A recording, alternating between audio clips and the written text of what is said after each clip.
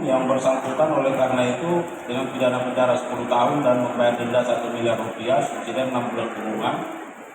Yang ketiga, menghukum terdakwa membayar uang pengganti sebesar 119.802.393.040 rupiah dan 2.938.556.24 dolar US Amerika.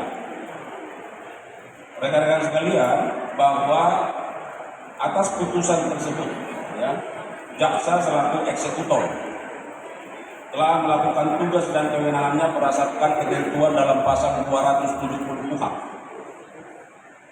junto pasal 31 Undang-Undang 11 tahun 2021 tentang Kejaksaan Republik Indonesia, dan jaksa melakukan eksekusi terhadap uang pengganti atas kerugian keuangan negara yang dilakukan oleh yang bersangkutan.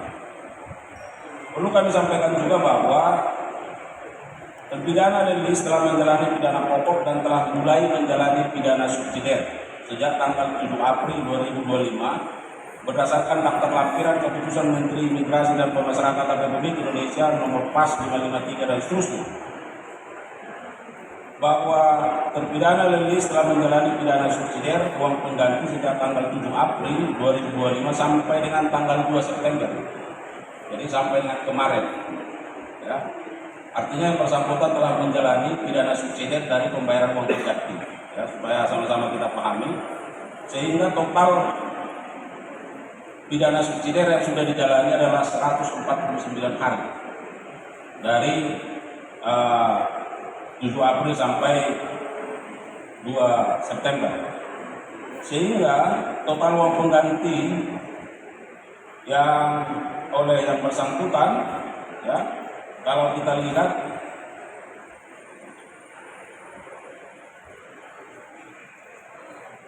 dari perhitungan yang dilakukan, sehingga uang pengganti sebesar 105.850.244.282 rupiah ditambah dengan 2,9 juta US yang kami bacakan tadi. Dari seluruh proses dan perhitungan uang pengganti dalam perkara ini diperoleh fakta bahwa pada tanggal 2 September 2025 kemarin tepatnya, terpidana Lelis telah melunasi atau membayar uang pengganti sebanyak 105.854.284 rupiah ditambah 2.938.556,4 US dolar, jadi 2,9 juta US dolar.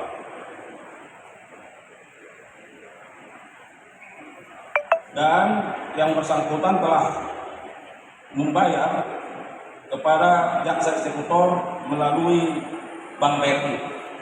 Ini menjadi penegasan bagi rekan-rekan media supaya jelas, kita tidak melakukan transaksi langsung, tapi yang bersangkutan melalui keluarganya melakukan pembayaran melalui bank. Bahwa sesuai kewenangan jaksa selaku eksekutor, maka dengan disetorkannya pembayaran uang pengganti dimaksud,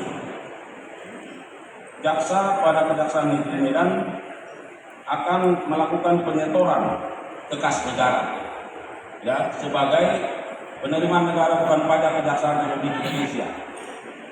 Karena sifatnya, perlu kami sampaikan, uang ini bukan lagi menjadi uang titipan, karena proses hukumnya sudah dikrahkan pada ini dan sudah dilaksanakan, dan ini bentuk pembayaran pelunasan terhadap uang pengganti, maka status terhadap uang ini segera akan disetorkan ke kas negara menjadi penerimaan negara bukan pajak Kejaksaan Republik Indonesia, dan hari ini itu sedang berproses.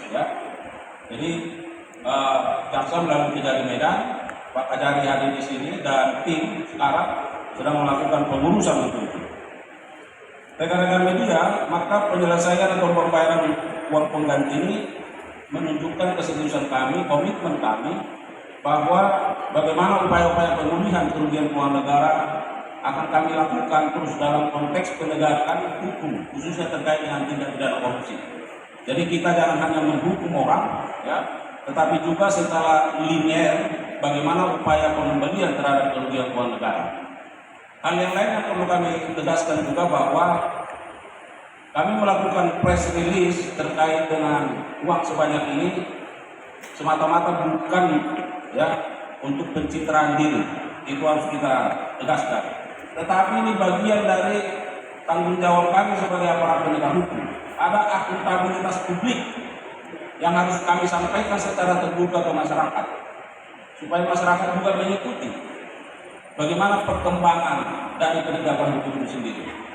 Jadi ini sebagai bagian dari prinsip keterbukaan, prinsip akuntabilitas publik dari aparat penegak hukum kepada masyarakat melalui rekan-rekan media, maka hal ini kami lakukan.